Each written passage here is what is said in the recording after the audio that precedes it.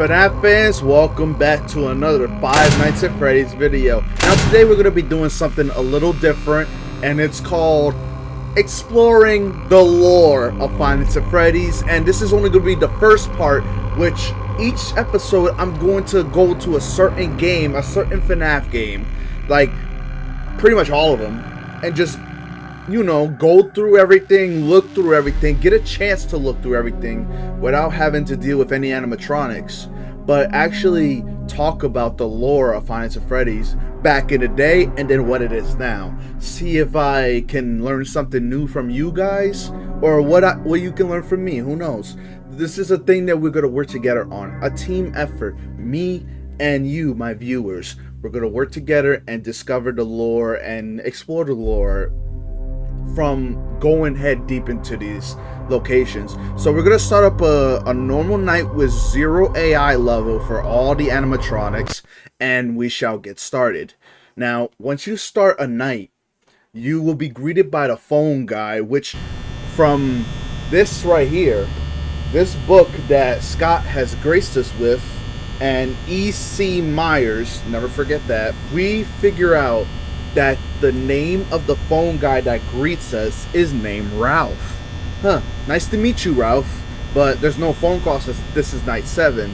But once you pop in, the night starts, you play as Mike Schmidt, or now in this case, people theorize that it could be Michael Afton, who is currently like changing his persona, changing his name, and like going through all these pizzerias to search for his father, which is William Afton. But we're here, we open the cameras, and we get started in our night. So first things first, let's talk about Cam 1A. What we see are 3 animatronics: Freddy, Bonnie, and Chica. And so there are 3 children that possess these 3, and they go as follows. Freddy is possessed by a child named Gabriel. Jeremy possesses Bonnie, and Susie possesses Chica. And so you got those 3 like in the stage area. Then you got all these party masks and all that in Cam 1B. Cam 1B, I guess there was like birthdays that happened, parties that happened. It's all set up perfectly, like it's ready for tomorrow's thing. But little did we know that this place has been closed down for a long time. It's just no one comes here. And we got the parts and services. Nothing happens except that if from rare occasions, let's see if we can get it. While I talk, well, I ain't gonna waste your time. So they turn to you and they look at you, which shows that this place is possessed. Nothing so fancy here, but after playing Secret, to mimic the fact that this place was originally underneath. That's Foxy, you know, singing and all that. Well, this place was originally like under Edwin Murray's area, like Murray's coat magical. Oh yeah. Coat Manor, yeah, Murray's Coat Manor. So yeah, and then we got Foxy here in Cam 1C. Fritz possesses him, and if you go to Cam 6, which is possibly where Golden Freddy hides, you have Cassidy and maybe even the crying child from FNAF 4. You know how it is. And we got this, the supply closet.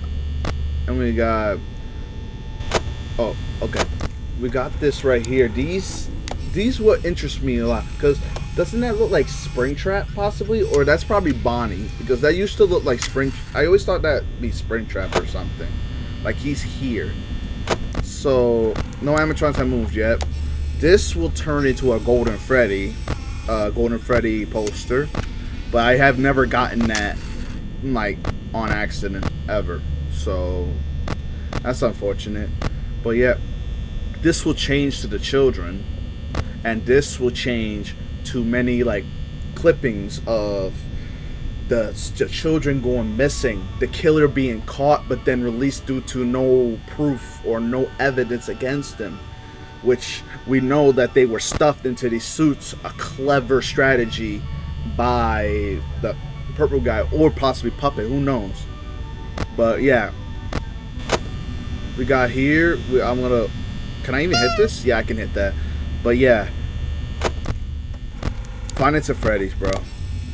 Yeah, I'm not gonna. This is not a gameplay. I'm just playing it as I talk and all that. But yeah, Finance of Freddy's is gonna continue with more lore bits. But what we have currently, in fact, let's talk about this. Who remembers the first theory that MatPat did? And that theory suggests that these animatronics, these guys right here, are based off a real life story, a real life, like, unaliving story at a Chuck E. Cheese. And it's insane, but I don't know if I could show it today.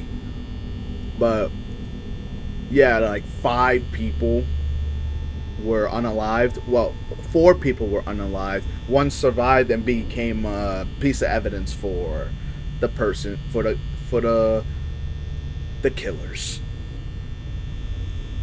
Sentencing, you know? And it's crazy. It's a crazy thing to think about, that this could be potentially based off that at first. But this game could take place in 1992 or 1993, depending on, like, I guess, point of view. But yeah, Finance of Freddy's, that's pretty much the lore of Finance of Freddy's 1, as far as I know. But this is before when Purple Guy comes in and destroys them all, which leads into the events of FNAF 3 30 years later after this game. But the more we get into these episodes, like, next episode will be Finance of Freddy's 2, but after, like, a FNAF World episode, FNAF 2 will draw something up more. Couldn't find anything, but we're gonna hit the boop and end this video. There we go. We finally got the boop in. But in 4%, Freddy's gonna come out and do his Toreador March. Toreador March. I don't know how to say it still. But we're gonna allow it to do that. And Freddy, you may take us out. So, thank you guys so much for watching. I hope you enjoyed this video. Please leave a like and subscribe. I love you guys. I'm gonna see you tomorrow. And until next time.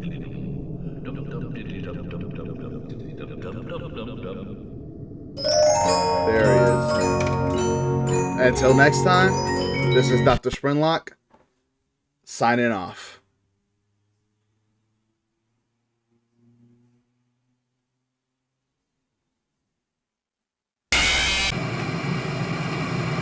Gets me every time. One more thing. Bye.